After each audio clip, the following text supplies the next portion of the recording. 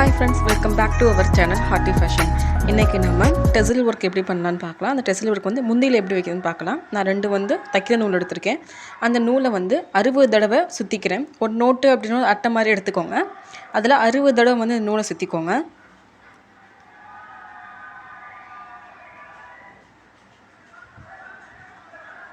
நூலை சுற்றி கட் பண்ணிவிட்டு இந்த மாதிரி ஒரு நோட்டு தைக்கிற ஊசி அப்படின்னா பெரிய ஊசி எடுத்து கொத்துக்கோங்க. கீழே ரெண்டுமே சமமாக இருக்கட்டும்.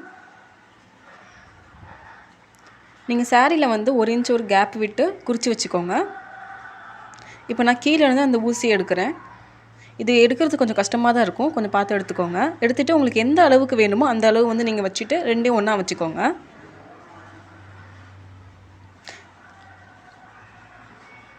இப்படி ஒன்றா வச்சதுக்கப்புறம் ஒரு சில்க் த்ரெட்டு நம்ம எடுத்து ஒரு சின்ன ஊசியில் கோர்த்து வச்சுக்கலாம்.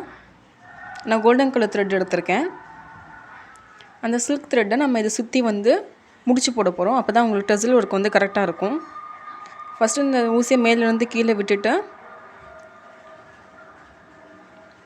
நம்ம எம்ப்ராய்டிங்லாம் முடிச்சு போடுவோம்ல,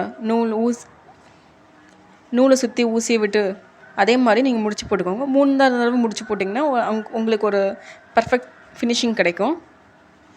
இது எல்லாத்தையும் முடிச்சுட்டு மேலேருந்து திரும்பி பாதியிலேருந்து நூல் எடுத்துக்கோங்க. உங்களுக்கு டைட்டாக நின்றுக்கும்.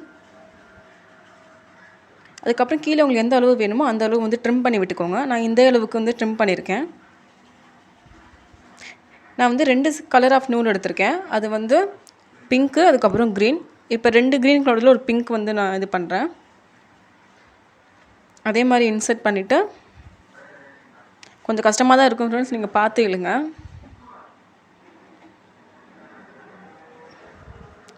சில்க் த்ரெட்டால் நான் முடிச்சு போட்டுக்கிறேன்.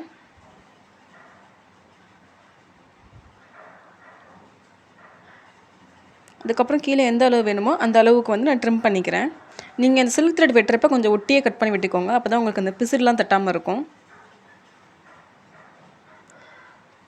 ட்ரிம் பண்ணதுக்கப்புறம் இதை நான் ஃபுல்லாக ஃபினிஷ் பண்ணிட்டு காமிக்கிறேன் பாருங்கள் ஃப்ரெண்ட்ஸ். ரொம்ப அழகாக இருக்கும். உங்களோட சாரீக்கு இப்படி இல்லை அப்படின்னா நீங்கள் இந்த மாதிரி வச்சுக்கலாம். நான் கொஞ்சம் 1 இன்ச் கேப்பில் வச்சுருக்கேன். நீங்கள் கொஞ்சம் நெருக்கமாக வச்சுக்கலாம்.